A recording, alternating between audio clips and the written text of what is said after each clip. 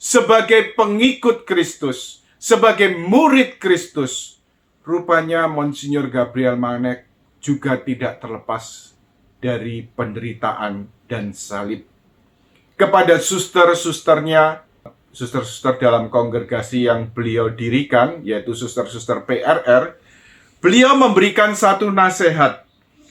Seandainya suatu waktu kita merasa sendirian, dikhianati, dan ditinggalkan oleh orang yang kita kasihi, kita hanya perlu membayangkan Yesus saat-saat Yesus menderita. Sebab kalau kita ingat pengalaman penderitaan Yesus, kita akan menjadi kuat.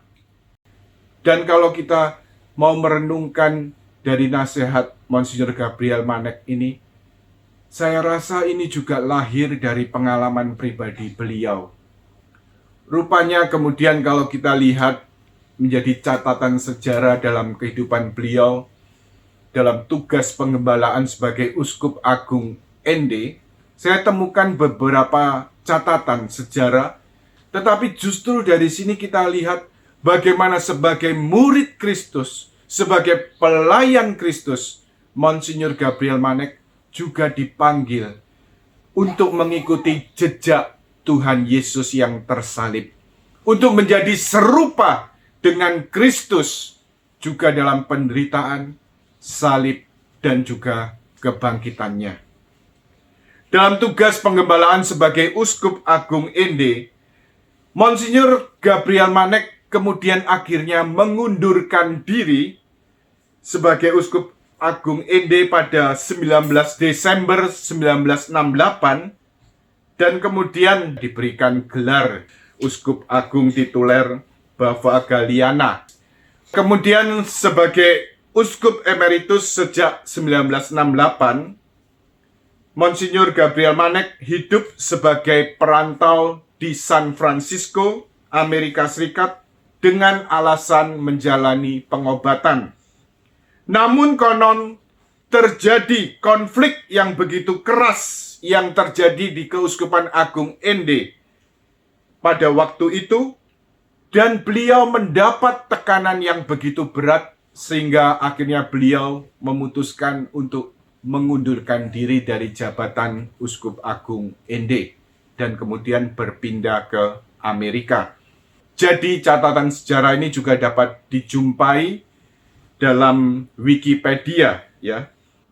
Kemudian ada catatan sejarah yang lain yang saya kutip dari sebuah artikel yang berjudul "Kamu dan Kami yang tergeser", ditulis oleh Suster Maria Ansila PRR, dan kemudian dimuat dalam majalah edisi spesial hari ulang tahun yang kelima dari SMGM, Sahabat Monsinyur Gabriel Manek, 25 April 2022.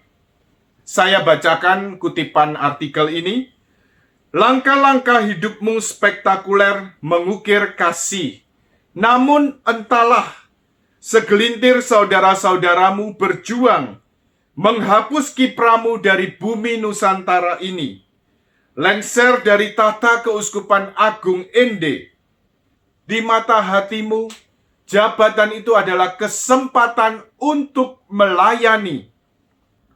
Ketika perpecahan terjadi dalam tubuh pelayanan Bunda Gereja lokal, pilihanmu adalah turun dari tata pelayanan. Bagimu Bapakku Monsinyur Gabriel Manek yang mulia, pilihan pada kesatuan tubuh gereja dan melayani orang lain lebih penting daripada mempertahankan status dan menghabiskan seumur hidup untuk mengejar kesuksesan. Jadi kalau kita lihat dari kutipan ini, ya, bagaimana seorang Monsinyur Gabriel Manek dalam tugas pengembalaan beliau sebagai Uskup Agung ND tetapi juga beliau menghadapi realitas penderitaan dan salib yang harus dipikul bersama Kristus. Bagaimana beliau seorang yang tulus, seorang yang sungguh-sungguh mencintai tugas penggembalaan, bagaimana melihat jabatan uskup agung ini sebagai satu amanat untuk melayani. Tetapi rupanya, ya, masih ada pihak-pihak yang berusaha untuk melengsarkan beliau. Ya. Tetapi akhirnya beliau memilih jalan yang terbaik supaya perpecahan itu tidak semakin besar. Beliau memilih untuk mengundurkan diri dari jabatan Uskup Agung Ende, dan beliau kemudian memilih untuk pindah ke Amerika, mengundurkan diri dan pindah ke Amerika juga dengan alasan berobat. Tetapi kita lihat bagaimana setelah berobat, ya, dalam waktu yang tidak terlalu lama, kemudian selanjutnya beliau lanjutkan, ya, kehidupan dan juga pelayanan karya beliau terus berlanjut. Bagaimana beliau di Amerika juga melayani di antara orang-orang kulit hitam dan juga di antara orang-orang Indian. Bagaimana kemudian beliau juga diterima di antara orang Indian, bahkan kemudian diangkat sebagai ketua suku. Bapak, Ibu, saudara-saudari yang terkasih dalam Kristus, kita lihat satu sosok Monsinyur Gabriel Manek sebagai seorang murid Kristus, sebagai seorang pelayan Kristus, di mana seluruh kehidupan, seluruh hatinya, seluruhnya berpusat pada satu pribadi yang beliau abdi dan beliau cintai, yaitu Tuhan kita, Yesus Kristus. Sehingga kemudian pada akhirnya hanya satu kerinduan, yaitu untuk mewartakan Tuhan Yesus.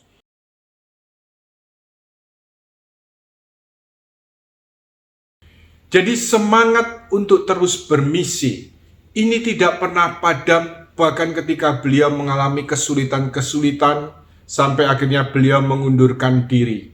Dan ada satu catatan sejarah yang kemudian juga saya temukan, yaitu dalam brosur SMGM, ya. Jadi rupanya ketika beliau mengalami kesulitan di tengah, ya, perpecahan yang terjadi, beliau kemudian, ya, dalam tanda kutip mau dilengsarkan seperti itu, ya. Kemudian ada orang-orang yang juga bereaksi, ingin membela beliau dan ingin menyampaikan kebenaran, untuk menyatakan bahwa beliau ada di pihak yang benar. Tetapi kemudian Monsinyur Gabriel Manek melarang mereka. Dia hanya mengatakan, biarkan Allah saja yang membela saya. Ya, biarlah kita hanya berusaha untuk mengampuni, dan mengampuni. Jadi ini satu teladan beliau.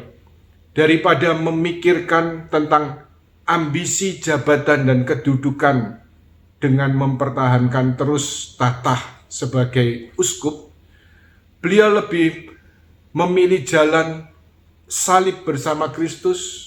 Beliau mengundurkan diri dari jabatan uskup agung ini, lalu akhirnya berpindah ke Amerika Serikat dengan satu alasan berobat, ya. Tetapi di tengah segala kesulitan ini, semangat misi ini tetap menyala-nyala. Ketika beliau pindah ke Amerika ini, beliau juga melayani baik untuk komunitas di antara orang-orang Jepang, lalu orang-orang kulit hitam, dan juga orang Indian. Jadi satu pesan beliau yang perlu kita dengar, kita juga jaga, dan kita pelihara. Misi harus selalu dilanjutkan. Jesus, I am